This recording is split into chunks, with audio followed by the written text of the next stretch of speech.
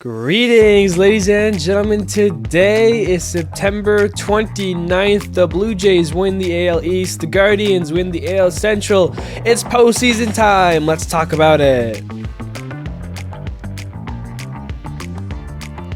Hello, everybody. My name is Steven. This is the middle of the order. How are we doing today, ladies and gentlemen? We are here. 162 games have been played, and we are now shaping up for what is going to be a fantastic 2025 postseason. I just have that hunch. I have that feeling. Today's episode going to be obviously different. Always is. What can I say? Going to do things always a little bit differently. I'm ready to talk baseball, though, so let's just jump into it.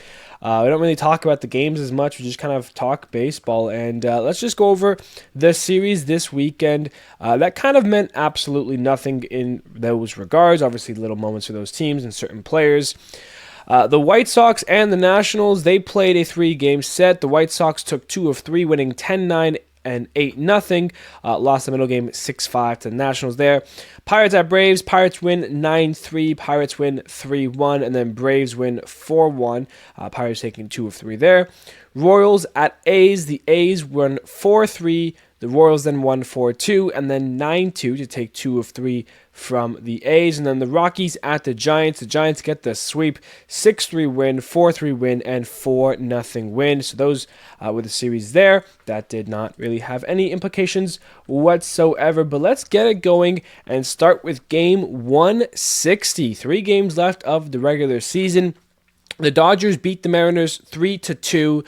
The Orioles lost to the Yankees 8-4. Blue Jays beat the Rays 4-2. Cubs beat the Cardinals 12-1. Phillies beat the Twins 3-1. Reds beat the Brewers 3-1. Padres beat the Diamondbacks 7-4.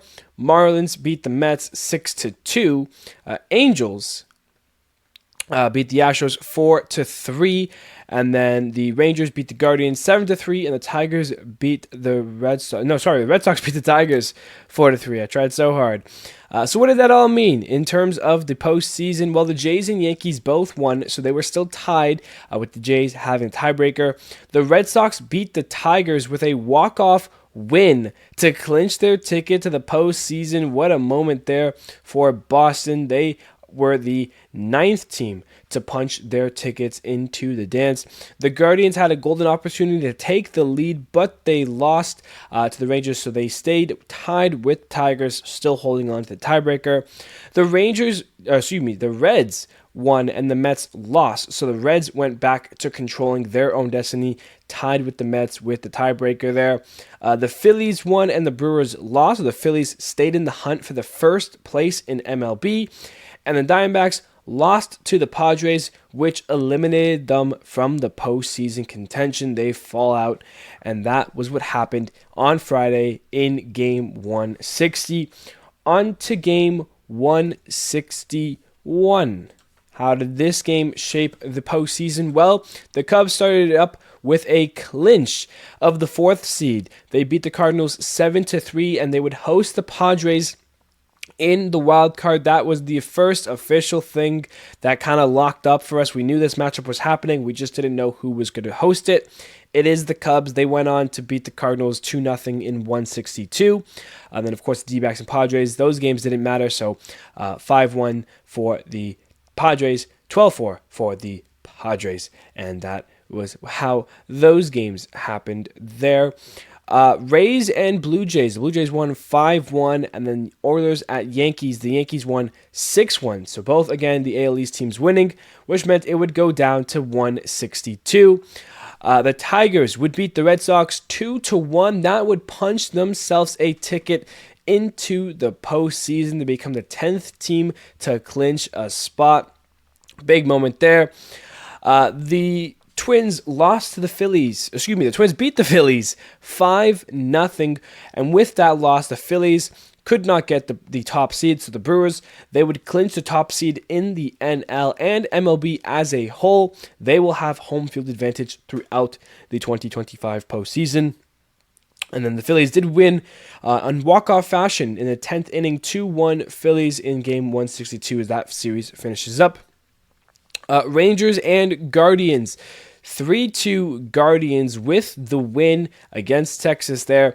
They would head to the postseason. They won on a walk-off, bases loaded, hit by pitch, which entirely eliminates the Astros. Entirely? Is that what I said? I don't know what I'm thinking. Which eliminated the Astros from the 2025 postseason picture. And that was quite the way to end it. The Astros would miss the postseason now for the first time since 2016, nearly a decade ago. And the Guardians became the 6th and final team in the AL to clinch the 11th team overall. And, of course, with the wins as well, they would still be tied with the Guardians. The Astros won 6-1 and then 6-2 in 162. So the Astros were able to take care of their business after losing the first game to the Angels, but losing that first game put them in the hole to be eliminated on Saturday, and that was that. And then the remaining 3 games on Saturday, you had the Dodgers beating the Mariners 5-3, the Reds beating the Brewers 7-4, and the Mets beating the Marlins 5-0. So both the Reds and Mets won. So the final wild card in the NL would have been decided on the last game. And the Mariners, they lost to the Dodgers, which means they could not catch the 1 seed in the AL. That guaranteed them the number 2 seed in the AL. All right. Now, with that being said, let's run up Game 162. The Dodgers did beat the Mariners 6-1. It was Clayton Kershaw's last regular season start, maybe his last ever, depending on how the wildcard series goes. And when he was taken out of the game, it was Freddie Freeman who came to get him and take the ball from Kershaw. Really good moment there. So with 162, let's talk about what needs to be decided. The 1 and 4 seeds in the AL, Blue Jays versus Yankees. One of these teams to host the wild card, one team to win the AL East.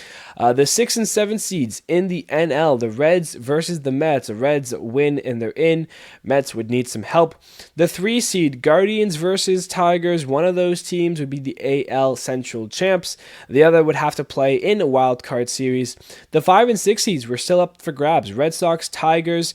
It could have been Tigers, Red Sox. It could have been Red Sox, Guardians. There was 3 possible outcomes for the 5 and 6 seeds, depending on the outcomes of those 2 games. So let's live through 162. It all starts with Jonathan Rodriguez hitting a 2-run single for the Guardians to get them up 2-0 there. Jonathan Aranda now in the Tampa Jays game. He gets an RBI single to get the Rays on the board early, and the Yankees love it even more because then Ben Rice would hit a solo shot home run to make it 1-0 Yankees, and through the first inning, it was the Yankees that would have been the AL East champions. Masataka Yoshida hits a solo shot home run for the Red Sox, put them up 1-0 in their game. But look away, Yankees fans. Here come the Blue Jays. Vladimir Guerrero Jr., an RBI single, quickly ties the game up at 1. And then Alejandro Kirk, a grand slam in the first to put a statement in this game. 5-1 Blue Jays. They want the division. Moving on to the NL side, Ellie De La Cruz hits a solo shot home run to make it 1-0 Cincinnati. Going back, Alejandro Osuna with a 2-run double tied this game up 2-2 between Texas and Cleveland. The Rangers get on the board. Back to Milwaukee where the Reds hit a solo shot home run. It's TJ Friedl. It's 2-0 Cincy. They're looking good to host, to clinch that 6th seed there. Baltimore comes back. Jordan Westburg, Gunnar Henderson, both of them hitting solo shot home runs to tie it and put the Oilers up 1, helping out the Blue Jays a little bit. But here's Jonathan Aranda helping out the Yankees. A 2-run single takes that 5-1 and turns it into 5-3. Blue Jays still up. Jake Berger, a 2-run single. It's 4-2 Rangers now as they take the lead. Javi Baez then hits a 3-run home run to make it 3-1 Tigers, and as it stood at that point, the Tigers would have been the AL Central champs, and the Guardians would have been the 6th seed heading to Detroit in the postseason. Bryce Terang gets the Brewers on the board with an RBI single to make it 2-1 Reds. Jake Mangum from the Rays, an RBI single, and all of a sudden the grand slam is a one-run game now. Blue Jays with a one-run lead, The Yankees, seeing this, decide, hey, you know what, we need to tie this game up. Giancarlo Stanton, an RBI single, makes it 2-2 between the Yankees and the O's. Guardians get a sac fly from Bo Naylor to make it 4-3. Rangers still with the lead. And then how about David Hamilton from the Boston Red Sox, a 2-run home run to tie the game up at 3 to mean that the Tigers would then begin tied with the Boston Red Sox. Here's a game that we haven't mentioned at all yet. Eric Wagaman, an RBI double in the fourth, got the party started for the Marlins in a 1-0 lead there. Then Jarren Duran over in Boston, an RBI double to make it 4-3 Red Sox. They would have the lead, but the Marlins are still striking in the fourth. Brian Narvato, an RBI double, makes it 2-0 Finns. Danny Jansen in the Brewers and Reds game, a 2-run home run, puts the Brewers up 3-2. A go-ahead blast from Jansen. Back to Miami, where it's Javier Senhoja, an RBI triple to make it 3-0. And then Xavier Edwards, an RBI single, makes it 4-0 Marlins. They score 4 runs in the fourth inning, and the Mets are on the clock at this point. They need to get going. Andrew Vaughn, an RBI double, and it is 4-2 Brewers as they get 4 runs in the inning as well. Andres Jimenez then a sac fly in the Blue Jays game to put them up 6-4, an extra insurance run there.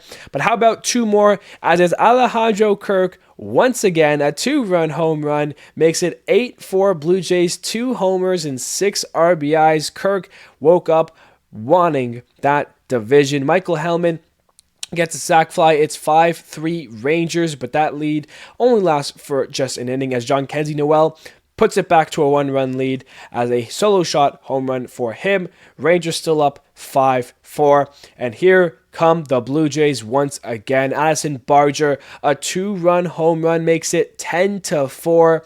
Ben Rice would hit a solo shot home run again to make it 3-2 Yankees. He has 2 homers in his game as well. But the Blue Jays aren't done there. Miles Straw, an RBI triple, makes it 11-4 Blue Jays. They want that division. This is where the first game ends. Red Sox officially beat the Tigers 4-3. That secures the 5 seed for the Red Sox, and with the loss, the Guardians would clinch the AL Central, and the Tigers would end up in the 6th seed. So hey, Tigers, Guardians, y'all facing each other. That became official. So the first game to be finished out of the 6 main important ones kind of clears up the postseason picture just a little bit. Speaking of, the Blue Jays keep it rolling. George Springer, a 2-run home run, as it seems very unlikely the Blue Jays would throw away a now 13-4 lead. They are in control. The Brewers help the Mets out. They officially beat the Reds 4-2, which means the Mets would be the 6th seed if they could get the win, but they're down 4 against the Marlins. Can they come back? Brian Rocchio, a sac fly in Cleveland, ties the game up at 5, as we get reports that the Yankees beat the Orioles 3-2 and would need the Rays to pull off the miracle of all miracles in the comeback to get the division. The Marlins beat the Mets 4-0, which eliminates the Mets from the postseason and sends the Reds to the 6th seed, clinching a date with the Dodgers. Cincinnati fans can be happy with that. The Blue Jays then officially win 13-4. They are the champions of the AL East for the 7th time in their franchise's history. And then in the last game, Rowdy Tellez, in extras now we went between Rangers and Guardians. A 3-run home run makes it 8-5 Rangers. Bo Naylor then rips an RBI double. And then Brian Rocchio sends the Cleveland fans home happy. A 3-run walk-off home run as they beat the Rangers 9-8. That would have clinched them the division if that game ended before the Red Sox and Tigers game. But regardless, that's the way that you should see it. And that was game 162, ladies and gentlemen. Now let's get into some baseball news, talk about the housekeeping things just a little bit. There were no hitters this year. It's the first time since 2005 that did not happen. Pretty crazy stuff there.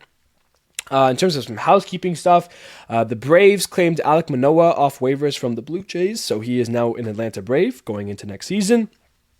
Willie Adames finally breaks the Giants' curse. He is the first 30 home run season the Giants have had since Barry Bonds. What a feeling for Adames. Of course, his first season with the Giants after signing that big contract with them. And now Barry Bonds is not the last hitter in Giants history to hit 30 home runs in a season. So good for them. Rafael Devers played in 163 games this season. It's the first time this has happened since Justin Morneau in 2008, of course, was with Boston, where they had played an extra game before getting traded to the Giants. Michael A. Taylor announced his retirement, one of the great defenders, of course, World Series champion with the Washington Nationals, spent time with 5 seasons, so congratulations, Michael A. Taylor. You'll be missed in the game. I very much liked watching Michael A. Taylor play the game of baseball. And then it was also said that Pete Alonso already stated that he would opt out of his deal with the Mets and enter free agency. The Mets were eliminated for all of 5 minutes with one of the top payrolls in the game and decided that he was going to go back into free agency. It was something that everyone saw coming, but still to already announce that, pretty interesting to say the least. So that's pretty much all of the housekeeping stuff here. Let's talk about the 2025 postseason, ladies and gentlemen. We are here, and we had to get here through a climb. Of course, the Blue Jays won the AL East. They went from last in the division last year to first this year. The last time we saw this happen was 2015-2016 Boston Red Sox. The Red Sox were last in 2015, and then were first in 2016. Quick turnaround for those teams, both coming from the AL East. Surprise, surprise. And in terms of the AL Central, the Guardians are now the champions when it comes to the largest comebacks for a division. Before, it was the 1978 Yankees, which caught up 14 games to win the East. The Guardians were once 15 and a half games back of the Tigers on July 6th. These 3 months, they have changed that narrative, and they were AL Central champions. Tigers, that's not the part of history you want to be on. It is now 15 and a half. Will a team ever get 16 games back or more? Regardless, the postseason picture looks like this. The Blue Jays are the 1 seed in the American League. Their last World Series win was in 1993. The Mariners are the 2 seed. They have never won a World Series. The Guardians in the 3 seed. You got to go back all the way to 1948 from their last World Series win. The Yankees in the 4 seed. Last World Series in 2009. Red Sox in the 5 seed, their last World Series win just a few years ago in 2018. And then the Tigers take the 6 seed, their last World Series win, 1984. On the NL side, the Brewers are your 1 seed in all of baseball, but in the NL as well. They have never won a World Series. The Phillies are the 2 seed. They last won in 2008. The 3-seeded Dodgers, of course, won last year in 2024. The Cubs in the 4 seed, last World Series win, 2016. The Padres in the 5 seed, they have never won a World Series. And then the Reds in the 6 seed, last one in 1990. So 3 teams have never won a World Series. Will one of them win it this year? That's the postseason picture.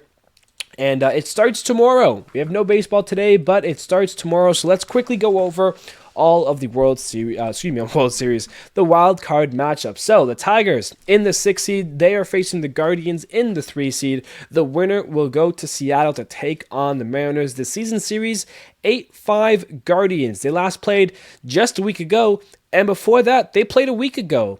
Tuesday to Thursday, from the 16th to the 18th, they played 3 games in Detroit. Then last week, Tuesday to Thursday, 23rd to 25, they played in Cleveland. And now again, Tuesday to Thursday, the 30th to the 2nd of October, they play once again in Cleveland. That's 3 straight weeks that these 2 teams are playing between Tuesday and Thursday. And in that span this month, the Guardians were 5-1. So they have all the momentum entering this series. And the Tigers are just looking for revenge. These 2 teams also met last year in the ALDS. The Guardians won games 4 and 5 to come back and move on and beat the Tigers. For starting pitching matchup, Tarek Skubal expected to go for the Tigers game 1. The rest is still TBD, but expect Casey Mize and potentially Jack Flaherty. For the Tigers, maybe Keider Montero. For the Guardians, you can pick a mix of Gavin Williams, Tanner Bybee, Slade Ciciani, or Parker Messick. I mean, I expect Williams and Bybee for games 1 and 2, and if it goes to a game 3, Slade or Parker, do you go with, rookie versus, guys who are hurt for Cleveland: David Fry, Lane Thomas, Nolan Jones, Ben Lively, John Means. Some of these guys we know. Those are the guys who will not be participating. Their typical day-to-day lineup: Bo Naylor is the catcher. Kyle Manzardo, first base, but can also play DH.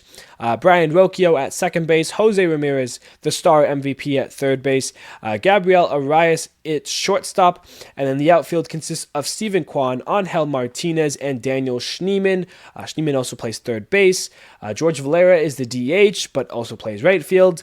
And then some other notable names. You got CJ Kayfus, John Kenzie Noel, Jonathan Rodriguez, and Austin Hedges. They like to mix and match their players a lot, so CJ Kayfus can also play first base. John Kenzie Noel has played first base the last couple of days.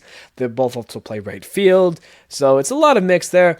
A couple of guys from the bullpen to note: Cade Smith and Hunter Gaddis. Those are the definite 1-2 punch there for Cleveland. Of course, no Emmanuel Clase.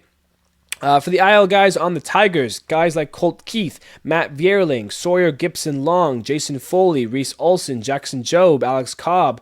Of course, all dealt with injuries, dealing with injuries, and not on the rosters, definitely will not be on the rosters. Their typical day-to-day: Dylan Dingler behind the dish, Spencer Torkelson at first base, Gleyber Torres at second, Zach McKinstry at third, Javier Baez at shortstop, an outfield consisting of Riley Green, Parker Meadows, and Wencel Perez. The DH, Kerry Carpenter, with some other notable names being Trey Sweeney, Andy Ibanez, Jemiah Jones, and Jake Rogers. The Tigers bullpen is ones to know. You know a lot of these guys from last year. The big two there, Will Vest and Kyle Finnegan. Vest definitely been a little bit struggling as of late, but you know these Tigers, and this matchup is going to be fantastic. It's going to be very good to watch. Boston Red Sox, the 5 seed, going to New York. The 4 seed, the winner, goes to Toronto to take on the Blue Jays. This side of the bracket is deadly. Of course, the Red Sox have the season series against the Yankees 9-4. They were in complete control of this series. They were at 8-2. They had it all. They last played mid-September. The Yankees took 2 of 3. It's the only time they met where the Yankees won the series. This is the 6th time these two teams will meet in the postseason. The last time was in 2021. They played the Wildcard game, which the Red Sox had won 6-2. In fact, the Red Sox had won the last 3 matchups against the Yankees. Last time the Yankees won were in 2003, that the Yankees beat the Red Sox in the postseason. Garrett Crochet versus Max Fried. That is game 1 tomorrow, guaranteed. And then from there, the Red Sox are TBDs. But the Yankees have Carlos Rodon slated for game 2, so that will be that. For game 3, TBD, but expect Cam Schlittler if I was to guess. And then for Boston, Brian Bello, probably game 2. And then do you go for the rookie experience of Connelly early, or do you take the veteran presence of Lucas Giolito? That one is up in the air for Boston. For the IL guys, for the Yankees, Garrett Cole, of course, Tommy John surgery, hasn't been here all year, won't be here. Oswald Cabrera, as well as Jonathan Loaizaga, so a couple names there. The typical day-to-day: Austin Wells behind the dish, Ben Rice at first base, Jazz Chisholm at second base, Rob McMahon at third base, Anthony Volpe, the shortstop, an outfield with Cody Bellinger, Trent Grisham, and Aaron Judge. The DH, John Carlos Stanton, and some other notable names: Paul Goldschmidt, Jose Caballero, Jason Dominguez, Ahmed Rosario. I mean, it'll be interesting to see what Boone does, because as that is kind of the typical day-to-day, We could see Ben Rice catch, have Paul Goldschmidt at first. We could see Caballero play shortstop for Volpe. So it'll be very interesting to see the direction that the Yankees take. The bullpen, remember when they traded for Devin Williams? Yeah, that didn't work out as great as they had hoped. He's not the closer, but David Bednar, who came over at the deadline, he is, and he's making his name known. And then Luke Weaver is another notable name there. IL guys for the Red Sox, they have quite the list. Liam Hendricks, Tristan Casas got hurt earlier in the year. Vaughn Grissom, Marcelo Mayer, Roman Anthony, the two young stars of the franchise coming up now. Carter Crawford, Tanner Huck, Destin May, Patrick Sandoval. So, I mean, the Red Sox are bruised and badly. The typical day-to-day these days, Carlos Narvaez, the catcher, Nathaniel Lau at first base, Rami Gonzalez at second base, Alex Bregman at third, Trevor Story at short. An outfield of Jarren Duran, Cedane Rafaela, and Wilyer Abreu, with Masataka Yoshida being the DH. Some other notable names: David Hamilton, Nate Eaton, Rob Refsnyder, and of course the back end of the bullpen, Aroldis Chapman and Garrett Whitlock. These two guys have been fantastic recently. Expect that to continue as they put in the work here. And that brings us now to the NL side of the bracket. That's the Reds and the Dodgers. The Reds in the 6 seed, Dodgers in the 3 seed. The winner will head to Philly to take on the Phillies. The Dodgers have owned the season series, taking 5 of 6. 5-1 Dodgers. They last played at the end of August. They met once in the postseason all the way back in 1995. It was in the NLDS where the Reds swept the series. So the Reds have the only win in the postseason between these two teams. For starters, it'll be Hunter Green versus Blake Snell for Game 1. The Reds will go TBDs from there, but the Dodgers announced that it will be Yoshinobu Yamamoto in Game 2, and then if necessary, Shohei Ohtani will pitch Game 3. If the Dodgers win in 2, Ohtani will pitch Game 1 against the Phillies. For the Reds, they have some notable guys here: Brady Singer, Nick Lodolo, and Andrew Abbott. 2 of those 3 will potentially be, getting those spots filled up there. For guys on the IL, the Dodgers have Will Smith. They don't have their everyday catcher, which will hurt them. No Tony Gonsolin, no Gavin Stone, no Brusdar Graterol, no Michael Kopech, no Evan Phillips, no Kirby Yates, no Brock Stewart. That bullpen has taken hit after hit after hit, and we've seen its ups and we've seen its downs for sure. Let's see if the Dodgers bullpen can maintain it this time around. For their everyday lineup, you have Dalton rushing behind the dish, Freddie Freeman at first base, Tommy Edman at second, Max Muncy at third, Mookie Betts at shortstop. An outfield of Michael Conforto, Andy Pages, and Teoscar Hernandez. Of course, the DH, Shohei Ohtani. Some other notable names: Miguel Rojas, Kike Hernandez, Alex Call, Hai-Sung Kim, Ben Rothvelt. So it'll be interesting to see what they do with their wildcard roster. The notable bullpen guys who are healthy: Tanner Scott and Blake Trinan. I mean, 2 guys who have definitely struggled as of late. They need to kind of lock in now as we enter the postseason. Been a little bit better down the stretch here, but start of September, yikes. For the Reds, the only IL guy who makes a notable impact being Wade Miley, I guess, the big veteran there for the starting rotation there. For their everyday lineup, Tyler Stevenson is behind the dish. You got Spencer Steer at first base, Matt McClain at second base, Ke'Bryan Hayes at third, Ellie De La Cruz, the shortstop, Gavin Lux, Noelle Marte, and TJ Friedel make up the outfield trio. And then Miguel Andujar, what a trade acquisition he has been. He's a DH, and he has been a huge part in the Reds' success in the late half here. Other notable guys: Jose Trevino, Sal Stewart has been coming up with big hit after big hit. Austin Hayes, Will Benson, Santiago Espinal. So again, interesting to see what the Reds do with their playoff roster here. If you would have told me Emilio Pagan would be closing out games and getting saves, I would have told you that's crazy. I mean, I followed this guy when he first started his career, days with the Twins, days with the Padres. I loved him, but man, he is not a closer type. He has been, and he will continue to be for the Reds. Other guys, Nick Martinez. I mean, the Reds, bullpen kind of does stack up nicely. They have some nice notable guys here. So we'll see how that can do. Can the Reds make something out of nothing? There's a magic chance there for Cincy. As we look at the last one now, Padres And Cubs, the 5-seeded Padres, taking on the 4-seeded Cubs. Their season series is 3-3, and they last played all the way back in April. They got their series done in 6 series. They saw each other in the 3rd series of the season and the 6th series of the season. So they have not played since mid-April.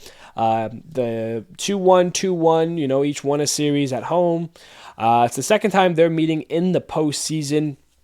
The first time and only other time was in 1984 in the NLCS. The Padres won in Game 5, so a 4-1 series victory for the Padres over the Cubs when they last met. And now here we are in the wild card of 2025.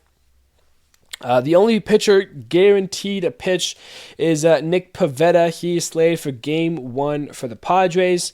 For Games 2 and 3, expect Michael King, Dylan Cease, and Yu Darvish, a mix of those 3. While on the Cubs side of things, expect Shota Imanaga, Matthew Boyd, and Jameson Taillon. Those are really the only 3 guys I could see getting pitched. Maybe Colin Ray, but again, I would say Shota, Boyd, and Taillon if it goes to a Game 3. That's what I would expect from the Cubs.